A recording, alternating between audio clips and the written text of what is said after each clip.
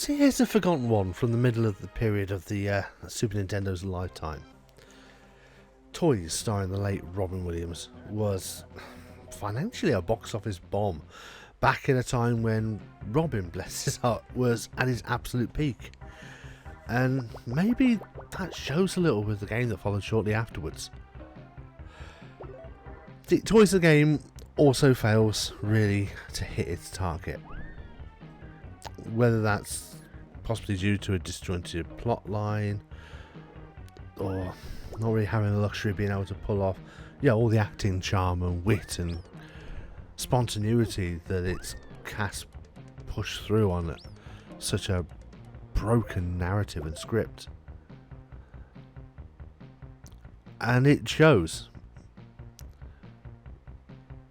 The object of the game, I suppose you could call it object, is really to wander around a toy factory and shut down security cameras.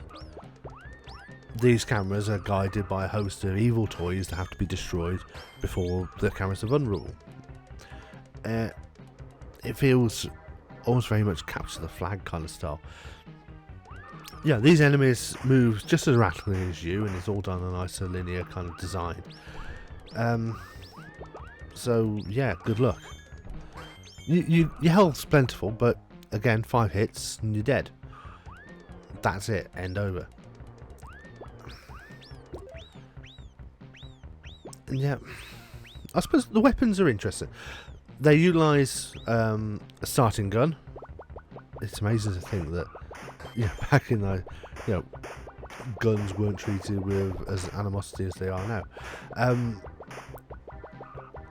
So you get the stun gun, you get a bowling ball, a race car, toy elephants, etc. They're all very themed to the film, but they're also chaotic in their deployment. It's difficult to target accurately each enemy, and I think potentially that was the intention of the developers. They didn't want to give you an easy ride. They wanted to try and eke out the longevity of this particular game.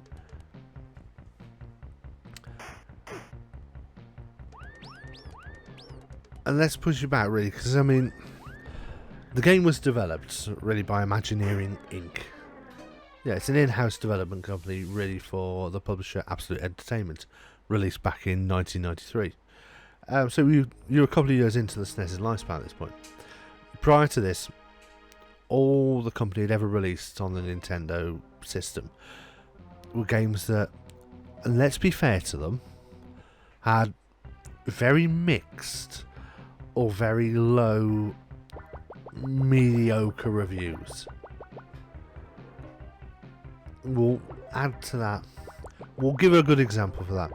How many people remember, for the Nintendo Entertainment System, how many Bart Simpson games were released within that early 90s period, thanks to the behemoth that was The Simpsons hitting the screens?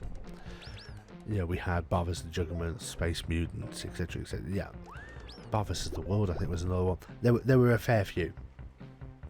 And just importantly, there was a huge amount of quiz-based tat as well that came out around the same period. So it gives you an idea that they basically approve and budget for anything in the hopes of just nailing a hit. Now, we're not saying it's rushed, and I'm particularly not implying that maybe they cut a fine budget. But if I told you the game only contained 4 levels, 3 of which are basically the same level with a different skin and a few different art assets, and the 4th level is an R-Type style shoot 'em up, which was really based upon part of the last quarter of the film, and I suppose really the fact that, let's be truthful, I don't think the team was skilled enough to either emulate or lovingly rip off Space Harrier without fear of being sued. To keep in style with the finale of the movie.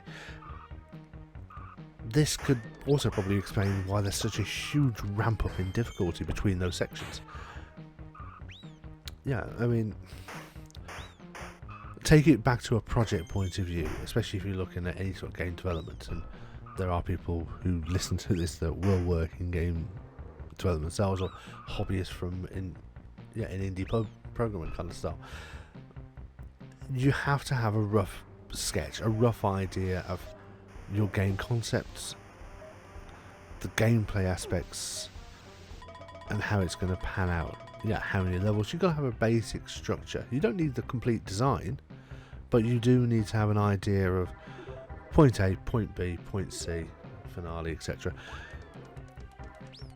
How you're going to ramp up the difficulty for the players, the risk-reward strategy in there, and try to give things that originality between levels that keeps a player hooked. Because at the end of the day, the longer they spend playing your game, the better they're going to be at it, but also the better they're going to want to promote it. And free advertising at the end of the day is a huge benefit to anybody. But you almost get the impression with the project side of this, the guys at Imagineering Inc., maybe Absolute Entertainment, they must have got wind to absolute bomb of a game, well, bomb of a film this was going to be. You know, would have bought, like Ocean, they would have bought the rights based upon Robin Williams' name a couple of years earlier. They would have been banking on a successful title, so they would have been gearing up for release within the same period. Then the first foul footings in the US opening would have decreed that this might be not as good as they were originally intending. Suddenly panic's going to hit and the level content has suddenly got cut down. Maybe the budget's got cut down. Either way, it's clear the team saw what was happening to the original film and decided they were going to put as little work time into this job as possible. Yeah, cut off as many unique ideas as possible, save them for a later development.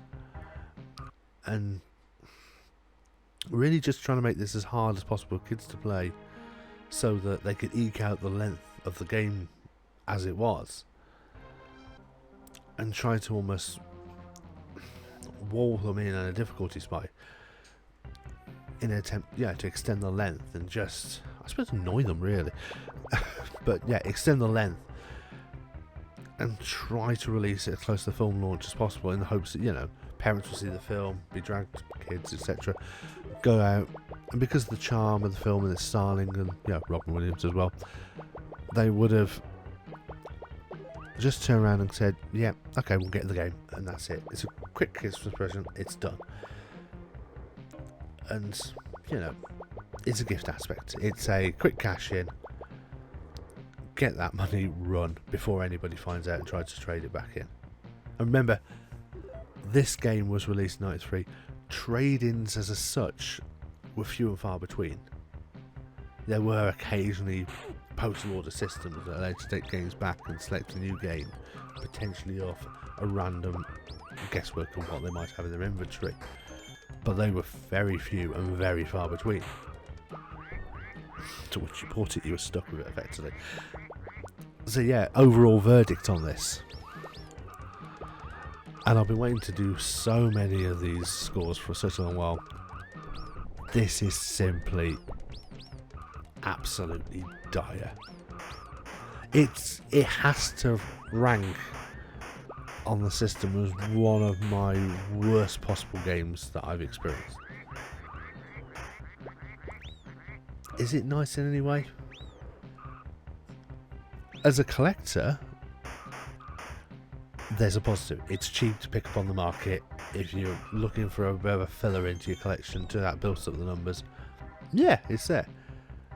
It's great for a donor cartridge if you were looking to, case and ever drive.